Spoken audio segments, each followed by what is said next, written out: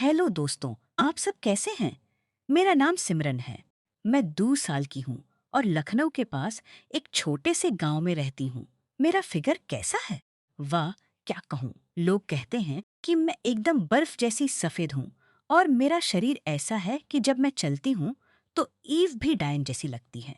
मेरी आंखें बड़ी हैं, कभी शर्मीली लगती हैं, कभी शरारत भरी चमकती हैं। मेरी कमर पतली है, लेकिन जब मैं कसरत करती हूँ तो थोड़ी सी मोटी हो जाती है, जो कभी कभी लोगों का ध्यान खींच लेती है। मेरी त्वचा सफेद तो नहीं है, लेकिन दूध के मिश्रण जैसी मुलायम है। मैं ज्यादा मेकअप नहीं करती, बस थोड़ा सा मस्कारा और लिपस्टिक लगाती हूँ, जिससे मेरे होंठ और भी चमकदार हो जाते हैं। मैं एक सीधी सादी लड़की हूँ, लेकिन कभी कभी जब मैं किसी से बात करती हूँ तो मेरी मुस्कान में ऐसी मिठास होती है कि लोग रुक जाते हैं। मुझे पता है कि लड़के मुझे देखकर क्या सोचते हैं, लेकिन मैं किसी की चापलूसी नहीं करती। फिर भी कभी कभी मैं आईने में खुद को देखती हूँ और सोचती हूँ कि अगर कोई मेरे पास आया तो छोड़ो, मुझे कॉलेज जाना है। घर की सबसे प्यारी लाडली, आज मैं आपको अपने जीवन की एक कहानी सुनाने जा रही हूँ।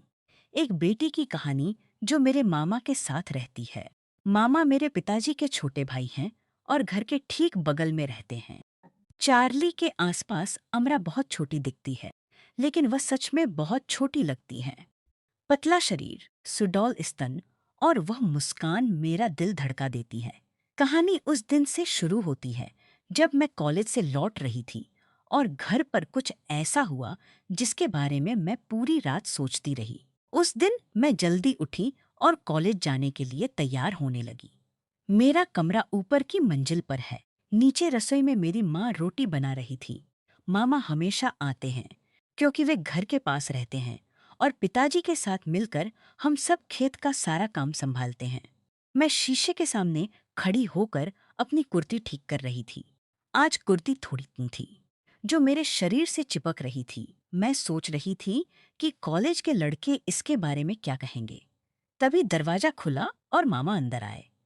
अरे सिमरन बेटी, क्या तुम तैयार हो रही हो? क्या आज कॉलेज में कोई स्पेशल क्लास है? उनकी नजर सीधे आईने पर पड़ी जहां मेरा पूरा प्रतिबिंब दिखाई दे रहा था। मैं शर्मा गई, लेकिन भीतर से एक अजीब सी आह निकली। जी अंकल, आज प्रस्तुति है, मैंने कहा और अपने बालों को संवारते हुए पीछे मुड़ गई।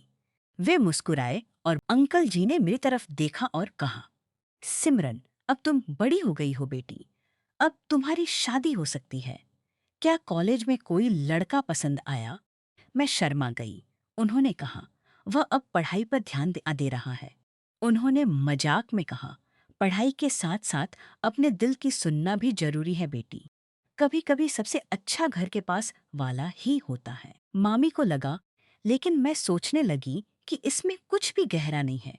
ये बातें उस दिन कॉलेज जाते समय मेरे दिमाग में घूमती रहीं।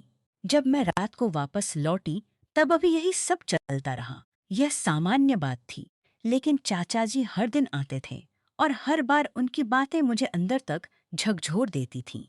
अगले दिन जब मैं उठी तो गर्मी का मौसम था। मेरे पैर पसीने से पूरी तरह भीगे हुए थे और धूप उन पर पड़ रही थी। वह फावड़े से जमीन खोद रहे थे। मैं हर बार उनकी ताकत देख सकती थी।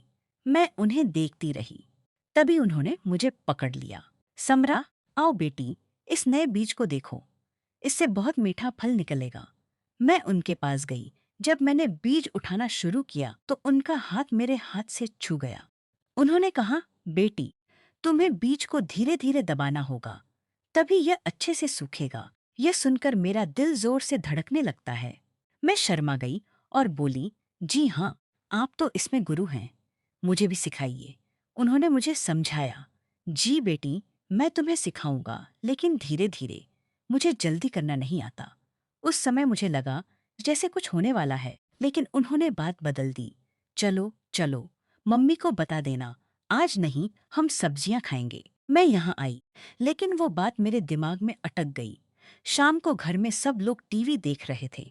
पापा दुकान से आए थे, चाचा भी वहीं थे। तभी उन्होंने एक एल्बम निकाला। अपने बचपन की तस्वीरें देखो। हम तस्वीरें देखने बैठ गए। एक तस्वीर में मैं उनकी गोद में थी, उन्होंने कहा, तुम हमेशा मेरी गोद में बैठती थी। अब तुम बड़ी हो गई हो। मैं अपने मन में सोचने लगी, अब अगर मैं बैठ जाऊं तो क्या होगा। हम ऐसे ही चलते रहे। हर दिन कुछ नया होता था, नई नई बातें होती थीं। एक दिन मैं अपने कमरे में कपड़े बदल रही थी। दरवाजा थोड़ा खुला हुआ था। चाची कुट लेने ऊपर आए। शायद उन्होंने मुझे देख लिया। वे रुक गए और बोले, सिमरन, दरवाजा बंद कर लो बेटी। अगर कोई तुम्हें देख ले तो क्या सोचेगा। उनकी आवाज में गर्माहट थी। मैंने जल्दी से कपड़े पहने और रोने लगी। उन्होंने कहा, बेटी, अब तुम पूरी तरह से औरत बन चुकी हो। तुम्हारा शरीर इतना नाजुक है कि रुक नहीं सकता। फिर एक रात सब सो गए। मैं पानी पीने उठी। मैं रसोई में पानी पीने गई। चाची वहीं थे। वे रात को देर तक जागते हैं। उन्होंने मुझे बताया। मैंने देखा कि सिमरन सो नहीं रही थी। हमने थोड़ी बात की। हम यहाँ बैठ गए। मैं उलझन में थी। चाची, आप क्या कह रहे हैं? उन्होंने कहा, अरे, परिवार, प्यार कभी कभी आंखों में फीका पड़ जाता है। ऐसा लगा जैसे कुछ शारीरिक होने वाला है। महीने बीत गए।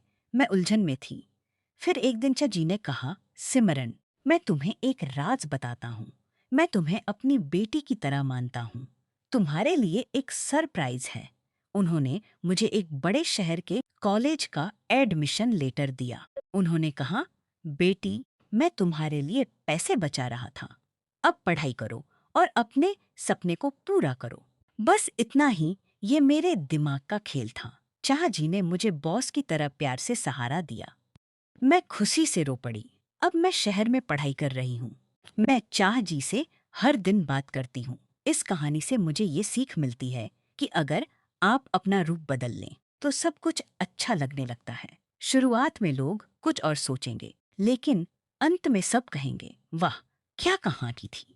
कहानी के अंत में ये मेरी कहानी थी। लेकिन ये वो नहीं है जो आप सोच रहे हैं। ये शुरुआत में थोड़ी अलग, थोड़ी स्वादिष्ट, थोड़ी रहस्यमयी, थोड़ी मसालेदार है। लेकिन अंत में लोग सोचते रहे कि कुछ और होगा, पर कुछ और ही हो गया। और अच्छे लोगों ने देखा कि एक दोस्ती की कहानी है। सभी को शुभकामनाएं।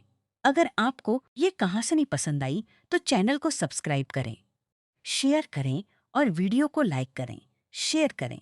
Thanks for reaching.